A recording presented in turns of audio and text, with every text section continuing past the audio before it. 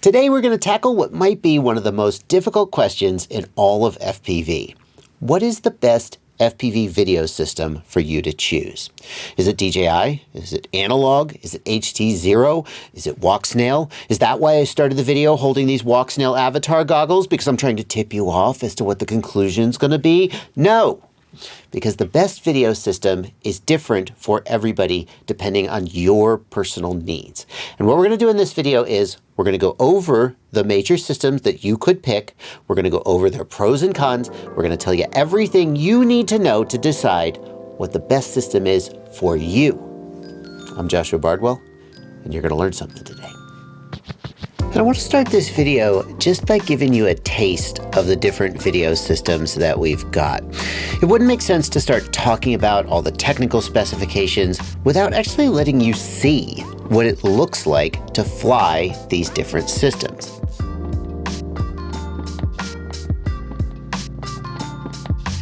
And I want you to think as we go through this, which of these you like the best. And it's a little unfair of me to do that to you because the experience of watching them on a YouTube video doesn't 100% capture the full experience, all the pros and cons of living with them on a day-to-day basis. But I just can't think of a better way to start this video than to show you the systems. And I'm not going to make you do it blind. I'm going to tell you through these labels in the upper corner of the screen which system it is. So that later in the video, when I start talking about DJI, analog, HDZero, etc., you will have at least some idea of what the frick I'm talking about.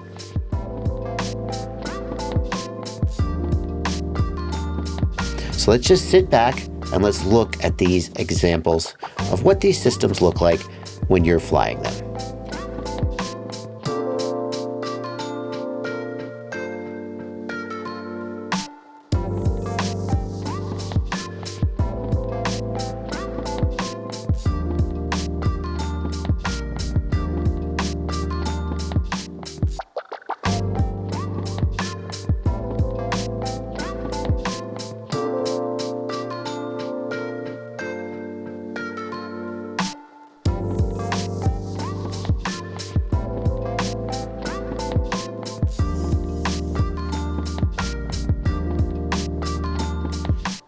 Now you've seen a little bit of footage from the 5 main FPV systems available today: analog, DJI V2, DJI O3, Walksnail, and HDZero.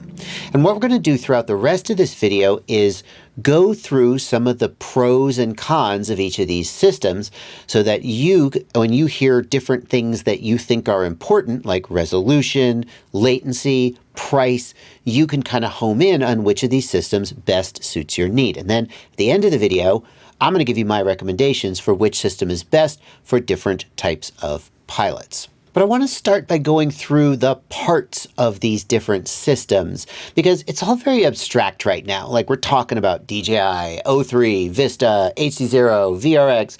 We're talking about all this stuff, but you haven't seen it. And so let's just take a little walk through and see some examples of the parts of these different systems. And we'll start here with the parts of an analog system. Here on the right-hand side of the slide is an analog video transmitter. The video transmitter takes an image from an analog camera, not pictured on the slide, and converts it into RF waves, RF signals that go out on the antenna and go out into the air.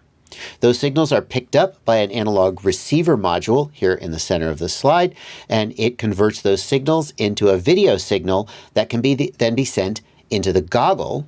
So the analog receiver module is in a little receiver module bay on the side of the goggle. It just plugs in, and the goggles receive the signal from the module and then display the signal for your eyeballs. Kind of like a VR goggles, but different in some key ways, but not unlike a VR goggle. The analog goggle typically will also have an HDMI input, which will allow it to be used with some other digital systems. So it's worth keeping in mind as you're thinking about these systems, if you decide that you might want to have a little bit of both, you can buy an analog goggle and then use the HDMI input on the goggle to receive signals from one of the other digital video transmitters that we'll see throughout the video. An HDZero system works similarly. There's a video transmitter. This is the HDZero freestyle video transmitter, which takes signals from an HDZero camera. So analog systems use analog cameras. HDZero systems use HDZero cameras. They're all cameras, but they have slightly different interfaces, and they're not interchangeable with each other. It transmits those signals out into the air, and then the signals are received. They could be received by a standalone receiver module here on the left side of the slide, and that receiver module has an HDMI output that can allow it to be used with any set of goggles that has an HDMI input. Heck, you could even plug it into your television if you prefer.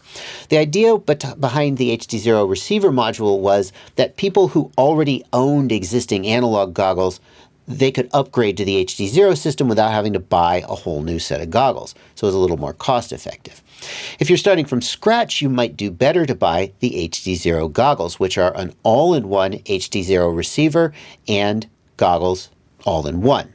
Those goggles also have the ability to work with an analog receiver module and an HDMI input, so they actually could be used with other digital systems, analog systems, and HDZero. They're actually one of the most flexible and versatile goggles you can get today. Next up, we'll take a look at the Walksnail system, and I know that Walksnail is a pretty weird name for a company, but that's just what they named their company. We've got a video transmitter. Enough said, it's a video transmitter. I think you know by now what that does. You can have a Walksnail standalone video receiver, which, similar to the HDZero video receiver, receives those signals from the transmitter and then outputs them via HDMI to a set of goggles that has an HDMI input. Or you could get the Walksnail Avatar goggles, which have built-in receiver and screens, and it's just an all-in-one unit. Now, a difference between the Avatar goggles and the other goggles that we've talked about so far is that the Avatar goggles don't have any capability for use with an analog receiver module or HDMI input. They work only with the Walksnail Avatar system. That is it. If you want to mix and match, you would need to buy another set of goggles to use with your other systems. There's one other thing to say about this system, and that is that the Walksnail Avatar goggles are also sold under the name Fat Shark Dominator. They are identical, just one is white and one is black, and whose tech support you call if you have a problem with them, that's the only difference. But we're just going to call them the Walksnail Avatar for the rest of this video. Next, we come to the DJI system, and this one's a little bit confusing because the DJI system actually has two different generations of equipment.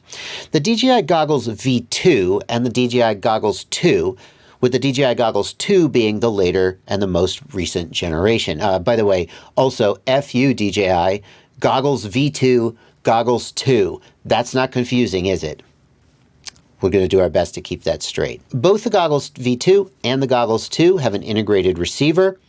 They can both work with video transmitters from either of those two generations. The O3 generation, which works with the Goggles 2, or the Vista generation is what the older generation is called. Both of those goggles can work with either generation of video transmitter, although the performance that you get from them is not the same. We'll talk more about that a little later in the video. The main difference between the Goggles V2 and the Goggles 2 is that the V2 goggles have lower resolution and they have the ability to work with an analog receiver module through the AV input, whereas the Goggles 2 don't have any auxiliary inputs at all. They only work with the DJI video transmitters. Also, DJI video transmitters are called air units. So if you hear me saying air unit, that's what I mean, but I'll try to say video transmitter. Next, we're going to talk about the latency of the systems. And this is way more than just like a technological nitpick. The latency of the system is the time between when the camera sees something and when the display shows that thing to your eyes. And so obviously, if latency was way too high, then you'd be flying and something would be in front of you and you would hit it before you could swerve to avoid it. Well, we're not talking about latency of half a second or a second. We're talking about latency of 50 milliseconds or less. So it might be tempting to think, what difference does it make? 20 milliseconds, 50 milliseconds? It's all so inconceivably fast that it can't possibly matter. This is not the video to do a deep dive into why latency matters, but it definitely does matter. And the difference between 50 milliseconds and 10 milliseconds can really make a difference. Low latency is very important when flying in proximity to objects and or when flying at high speed. That 30 or 50 milliseconds of latency can make a difference in how connected you feel to the quadcopter's motion, how seamless. And it really makes a difference in your ability to react and make last-minute corrections or to fly at very high speed if you're racing. Whether this is going to matter to you is going to depend a lot on the type of flying you do, but for people doing very fast, very precise flying in close proximity to objects, latency really matters. Now, the systems that we're going to talk about have two types of latency, fixed latency or variable latency. And fixed latency means that the latency of the system stays the same no matter what. Whereas variable latency means that the latency of the system goes up and down depending on the quality of the link. So you know how sometimes if you're watching a YouTube video and then buffering, that kind of stuttering is the kind of thing that happens with a variable latency link. You can fly behind an obstacle and then suddenly the latency jumps. And it's not that fixed latency systems aren't affected by signal degradation.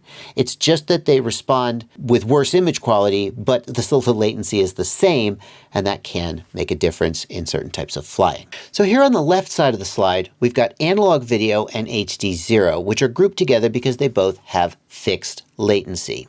They also have pretty low latency, as low as 16 milliseconds for analog or 14 to 16 milliseconds for HDZero, depending on whether you're running at 60 frames per second or 90 frames per second.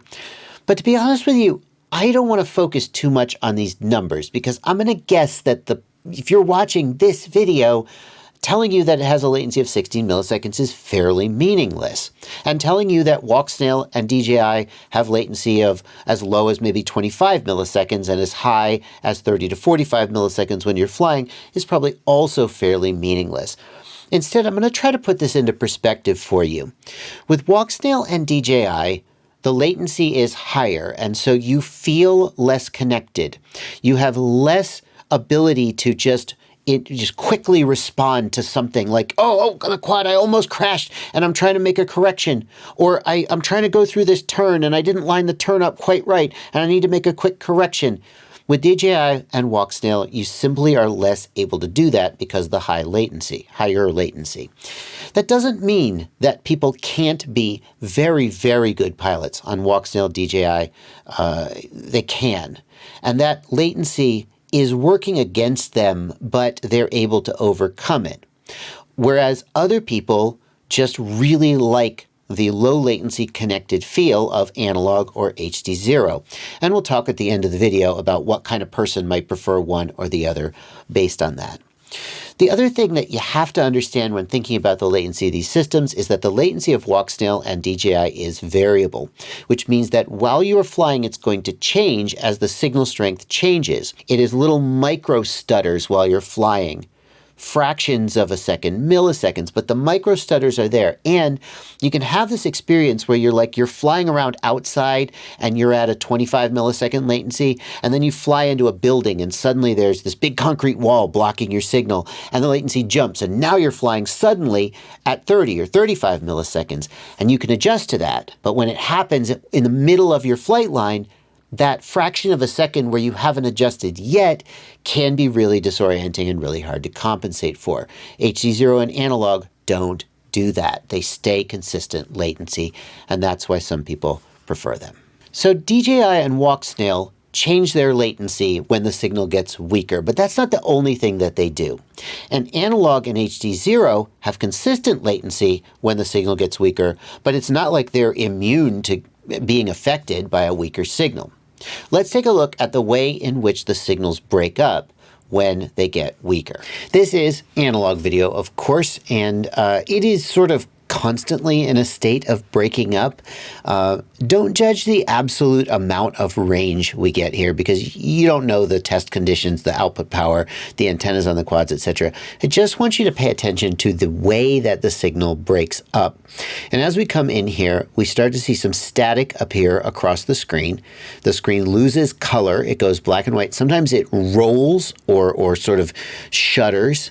And then eventually it gets staticky to the point where I feel like I can't fly anymore and I will bail out. Here I'm going super slow, you see.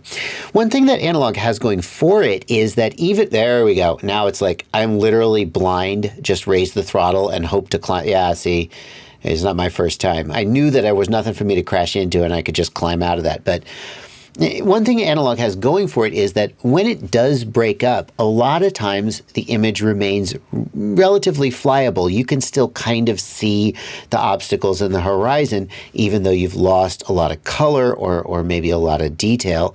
Next, let's take a look at HDZero, and I do feel obligated to let you know that this is the 540p 90 FPS mode, so the resolution you're getting is a little bit less than you could get, and you're not experiencing the 90 FPS mode because YouTube only shows 60 FPS. But again, I just want you to focus on the way that the signal breaks up and not some of the other aspects of the situation.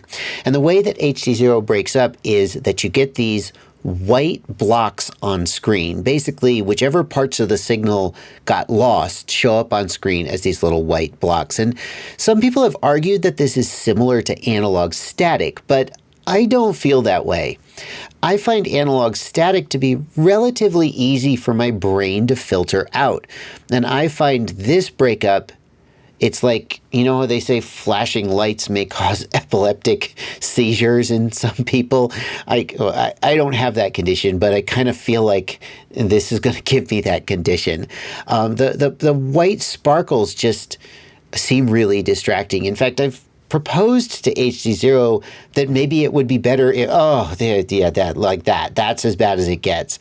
I proposed to them that maybe it would be better to do black sparkles, or I don't know what. I'm not an engineer, but these white sparkles are what happens to HDZero when it gets breakup. Next, we're going to do Walksnail, and this looks unlike anything I've ever seen.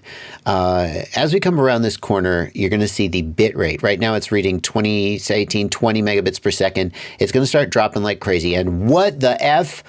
It's like the psychedelic just kicked in. It's all smeary. Oh, I guess it's not like unlike anything I've ever seen. Kids, ask your parents. The screen gets all smeary, and it's really difficult to fly through. Like, we'll see DJI in a second, and DJI kind of gets blocky, which reduces detail, but there we go. Okay, pop up, it comes right back. The smeariness of Walksnail is it's terrible. It's really difficult to fly through, and you just don't want to be in that situation, period. It's one of the reasons why I think the usable range of Walksnail is less than the usable range of DJI, because the way that DJI breaks up, I think, is a little easier to handle. I don't know. Not everybody agrees with me on that. Let's take a look at DJI. Here is the DJI Vista video transmitter being used with the V2 goggles. And I wanted to show you this segment just so you could see like what it looks like when it's good. It's pretty freaking good. Like, there's a little bit of blockiness on screen if you freeze frame it, but overall it's showing a lot of detail and looks pretty decent. As we come up around this corner, we're going to start to see the bitrate dropping, and we should also see some stutters maybe jumping in as well. I will say there was a big stutter right there. I will say Walksnail didn't seem to stutter. Maybe that's an improvement. Oh, big stutter there. And it's starting to get blocky. It's going to get real blocky here. There it goes. That, and in fact, I even fail-safed my quad. Okay, well, let's see what difference the O3 air unit makes. Long story short, it's better. As we come up to this corner, you can see the bit rate again in the lower right, 44, 28, 17, 14 megabits per second.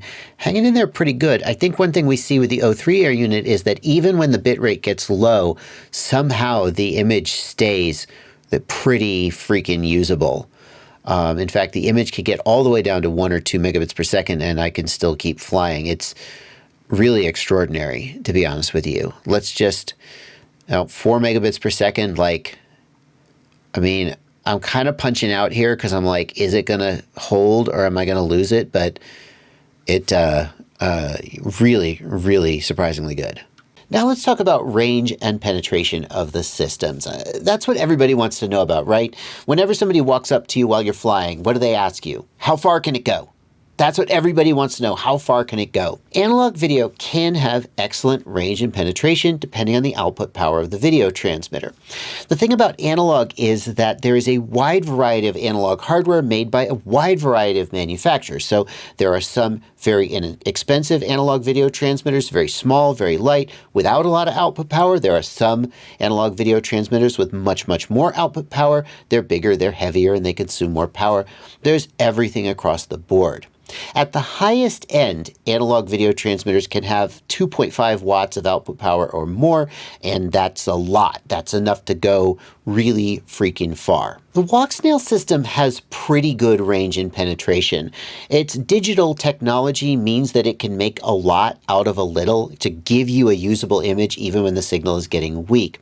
But the highest output powers of the Walksnail video transmitters, 1000 milliwatts and 1200 milliwatts, in my opinion, they're not as stable as the lower ones, 700 milliwatts and below. I run my Walksnail video transmitters at 700 milliwatts because what I find is that when I go to 1000 or 1200 milliwatts, the quality of the image actually goes down a little bit. The latency is a little bit less consistent and there's just more breakup.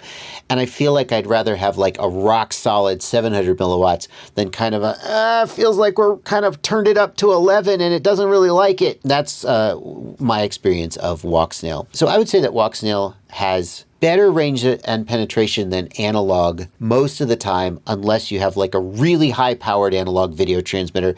And even then, analog is going to be kind of crappy low resolution, whereas Walksnail is going to be higher resolution and digital. The DJI Vista generation video transmitters have unbelievable range and penetration, as long as you're okay with the variable latency and the fact that when the signal gets weak, they get all blocky. Some people call it Minecraft mode. As long as you're okay with that, they have excellent range and penetration. And the DJI O3 air unit is even better. Somehow, it's even better. It has more stable latency, it has less breakup, and it goes even farther. So, cool, DJI. I don't know how you did that. And HDZero is in kind of a weird place. HDZero has okay range and penetration. It is roughly on par with analog milliwatt for milliwatt. So a 1 watt analog video transmitter and a 1 watt HDZero video transmitter will have about the same range and penetration, but analog, you can buy a 2.5 watt video transmitter if you want to and go even further, whereas HDZero caps out at 1 watt, and that's it. The other thing is that some people have less tolerance for those HDZero sparkles. And some people would they'd be just like, forget this, I'm turning around, I'm coming home. Even though technically maybe you could have kept flying and gone a little farther. Whereas with analog, you're going to get static, but they might find that a little more tolerable to fly through. So I would say that under real world conditions, HDZero has about the same range as analog or less, depending on your tolerance for sparkles, and significantly less range and penetration than DJI and Walksnail. Now we come to community integration, which is something that some people watching this are going to care a lot about, and some people are not going to care about at all. And that's going to heavily affect which direction you go on these video systems. So HDZero and Walksnail have a pretty good track record of working with developers, listening to community requests, delivering new features quickly, and integrating well with flight controller firmware like Betaflight, KISS, and iNav. They have a really good track record of community integration. And the people who care about this care about it because, like, the Betaflight developers will come up with some new feature and the DJI people can't use it because DJI hasn't done the work to make it work. And then all the HDZero and Walksnail and people are like, yay, we have this new feature. And everybody with DJI is like, whatever, we're flying DJI, we don't care. But they really want it, right? HDZero is open sourcing almost all its hardware, code, and other IP. Not 100% of it. There are a couple things that they're sort of keeping proprietary, but like the CAD models for the shell of their goggles, open source. The firmware for their video transmitters and the goggles, open source. And people are already hacking this and adding things to it. If you love open source, HDZero is the only video system. Well, I guess analog is technically open source, but there's not a lot of development going on in analog. This last bullet point shows it's not really developing. It's kind of being there. It's there. And it's sort of slowly stagnating and, it's getting the job done. Walksnail has still not delivered on some promised features, such as audience mode. So between Walksnail and HDZero, both of them are good, but HDZero is better in terms of community integration. And DJI is the worst in this respect, which is not to say that DJI doesn't listen to the community at all. But it feels like DJI is this gigantic organization, and there are some people within DJI who are truly enthusiasts about FPV, who want to engage with the community, who want to give us the things that we want. And then those people have to go through this gigantic bureaucracy, and sometimes it results in things not getting done in the way that maybe we would like them. It seems, I've seen 2 DJI FPV product releases now, and it seems like around the time of product release, DJI is super responsive, and they're paying attention, and they're listening, and we get a whole bunch of firmware updates and feature improvements and bug fixes, and then that kind of just tapers off. And then a new product comes out a few years later, and more new stuff. And sometimes even the feature requests that we asked for in the old product, they don't come in the old product, they come in the new product, which if you've got the old product, screw you. Doesn't help you. But that just seems to be the way they work. So DJI seems to kind of run hot and cold in terms of community integration, but there's just no debate that HDZero and Walksnail are light years ahead. What about micro quads? Why are micro quads on a slide by themselves? Because micro quads are a really important part of the FPV community. There's plenty of people out there who primarily or exclusively fly very small quads. Maybe they live somewhere where it's not really feasible for them to fly a big quadcopter outside, or maybe they just love micro quads. And when you're dealing with very small aircraft, the weight and power consumption of the video transmitter matter a lot. DJI video transmitters are relatively large and heavy, and they just are not appropriate for micro-sized builds. They can be okay in builds as small as maybe a 3-inch toothpick build or a 3 or 3.5 inch. I've seen 2.5 inch DJI builds that flew okay, but really I think around the 3-inch or 95 millimeter size is roughly where DJI sort of bottoms out. People have done smaller builds, even as small as like 75 millimeters. But they make a lot of compromises in terms of performance and durability, and I just don't think it's ideal. Analog is really the king when it comes to micro builds, because analog video transmitters can be incredibly light and incredibly small.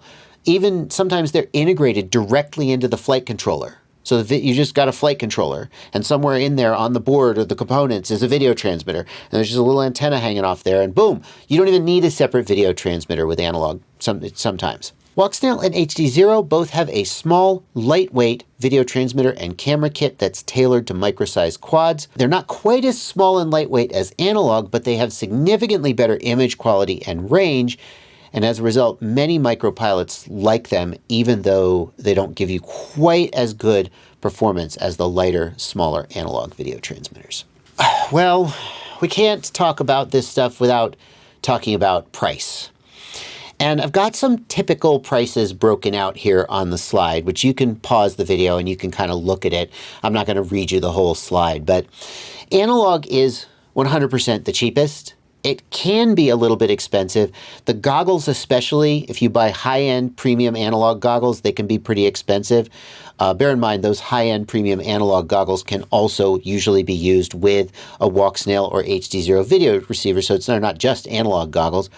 But they can be pretty expensive, but they can be pretty cheap. You can get a cheap set of analog goggles for like $100, $150. They're not going to have great resolution. They're not going to have really fancy, bright OLED screens, but they will get you in the air. And there's simply nothing else that can get you flying at as low of a price point as analog. DJI, HDZero, and Walksnail are all expensive. In fact, I'm kind of hard-pressed to pick one being more expensive than the other. It's kind of going to depend. If you already have a set of goggles that you can use with a standalone HDZero video receiver or Walksnail video receiver, then you could save yourself $300 to $500 getting into those systems and come out ahead. DJI V2 goggles are only around $450 now, which is a hell of a bargain, frankly. But all of these systems have pretty expensive goggles, pretty expensive air units and cameras, and just you're going to be in the hundreds and hundreds of dollars range. But you're going to get way, way better image quality than analog. It's just a question of if you can afford it. What we're going to do next is I'm going to tell you which system I think is best for you, depending on who you are. And you've probably got an idea already of which system is best, and so we're going to see if you and I agree or if I got it completely wrong. But before we do that, Patreon is a website where you can subscribe to me for as little as $2 a month or more if you feel like I've earned it. The amount you subscribe at is totally up to you, and you can stop whenever you want. Patrons get exclusive access to my Discord server, which is full of friendly, helpful people just like me, ready to chat with you about FPV and help you solve your problems. There's even a buy-sell trade forum and a troubleshooting forum where you can post questions and get answers from people trying to help you out. I would love for today to be the day that you decide that I have earned it and you're going to go sign up on Patreon to support me. Making videos like this is a ton of work. I love doing it. I hope that they help you make better buying decisions, educate you, entertain you maybe.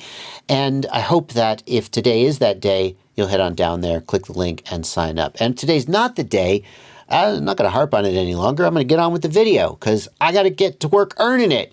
Now it's time for me to tell you which system I think is best for you. And I hope you'll go down in the comments and tell me whether I got it right or whether you completely disagree with my conclusion and you're going up with something else. If you're on the tightest of tight budgets, then analog is the one for you. And I bet there's no room for disagreement here. Analog is so much cheaper than everything else. You're not going to get the high resolution of the digital systems, but you can get really good range and penetration, and you will get low and consistent latency. So Mr. Steele still flies analog for freestyle for a long time. If it's good enough for him, it's surely good enough for you, right?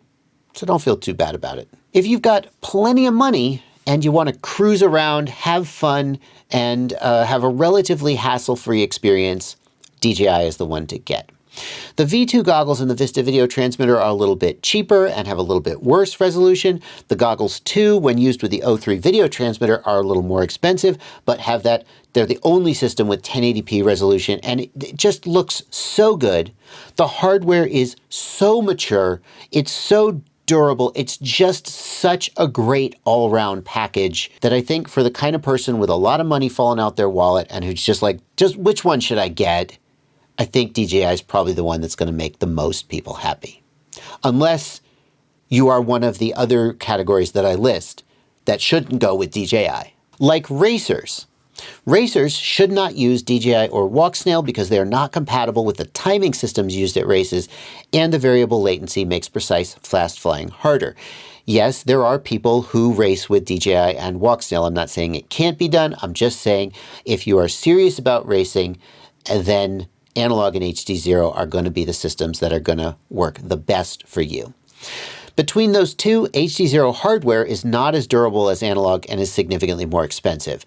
But the HDZero 90 FPS camera is a total game changer for high-speed racing.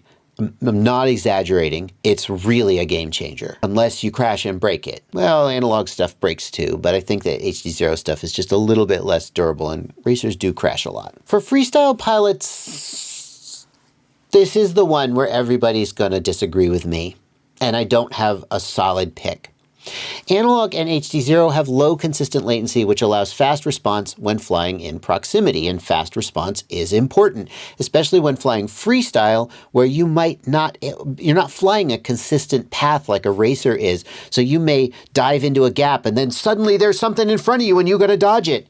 And you need that fast response. But lots of great freestyle pilots fly DJI and Walksnail, and they say that the improved resolution of the DJI and Walksnail systems means they can see more details and line up tricks and avoid obstacles better. And I don't think there's a definitive answer there. I think that there are more people flying freestyle on DJI and Walksnail, but mostly DJI, than on analog and HDZero. But I'm not sure how many of those people are so in love with the nice image quality of DJI and Walksnail that they are overlooking the fact that they're actually worse pilots than they would be if they were flying analog or HDZero.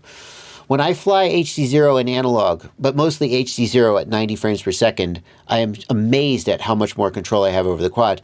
but then I fly into a tree branch that I didn't see, and I'm like, F this. And I can't tell you which one of those things is going to be the most significant to you. If you do go with DJI, be aware that the O3 camera has significantly worse low light performance and dynamic range than the Vista generation.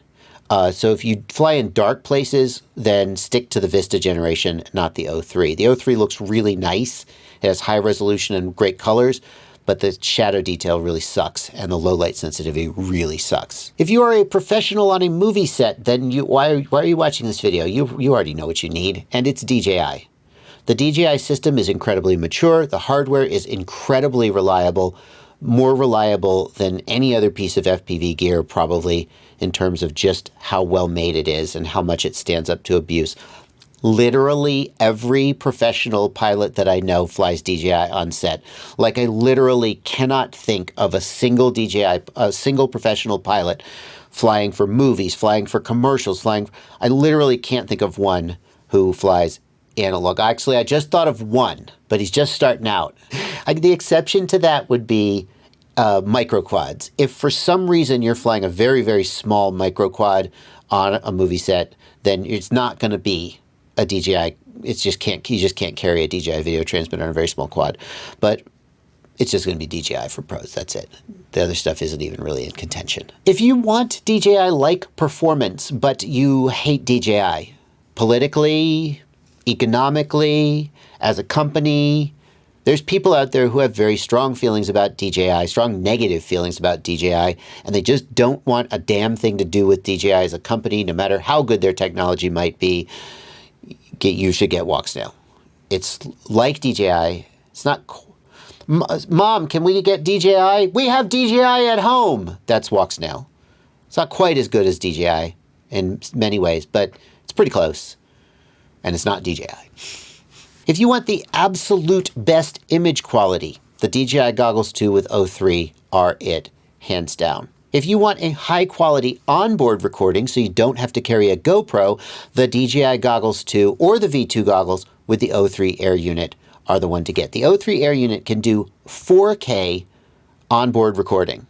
It can do up to 4K 100 frames per second. Actually, I think it can do 4K 120 now. It is as good an action camera. It's almost as good an action camera as a GoPro. I still don't think it's quite as good as a GoPro, but you can save yourself a $500 GoPro and 180 grams of weight by going with the O3 instead.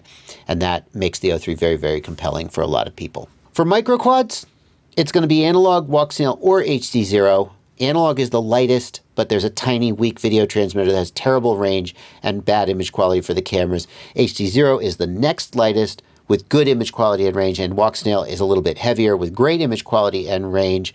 And it's just, where do you want to be on the image quality and range versus lightweight and performance spectrum? I don't think there's a single right answer there. There's one more thing we got to talk about, and that is long distance flying.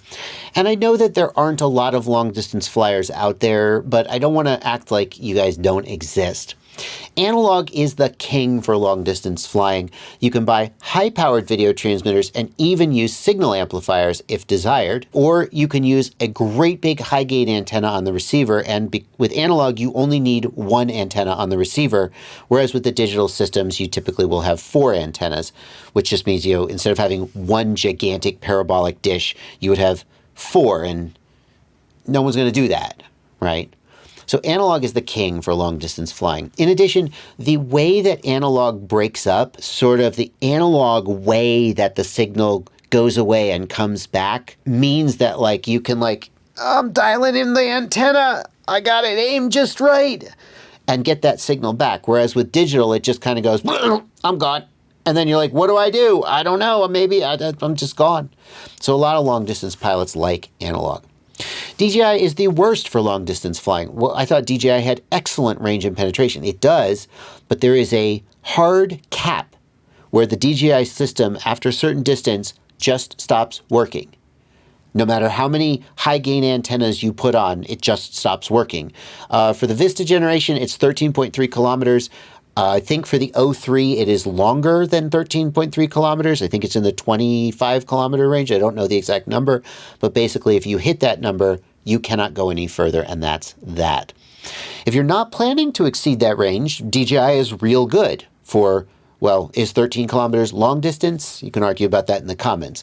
If you're going to stay underneath about 13 kilometers, then DJI is great. Great range, great penetration, great signal, but for true long range, DJI is just not a contender.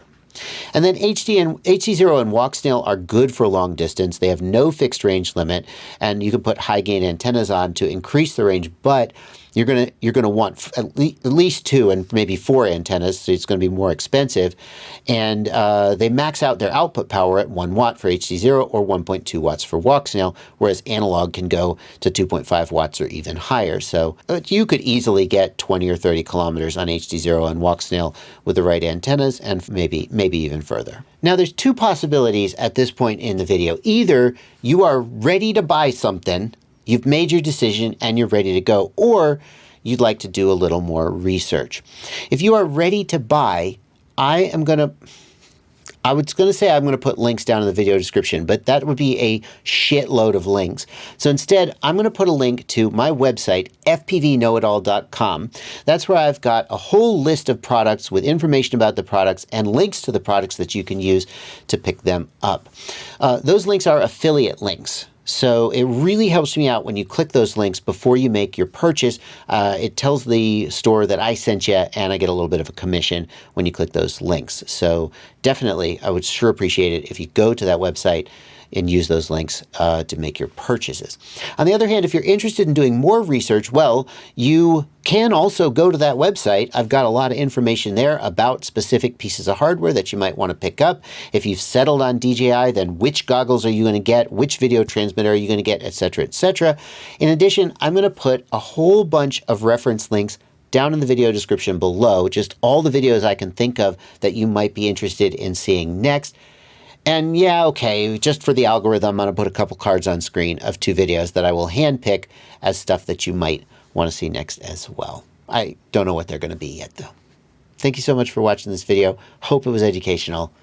I'll see you in the next one.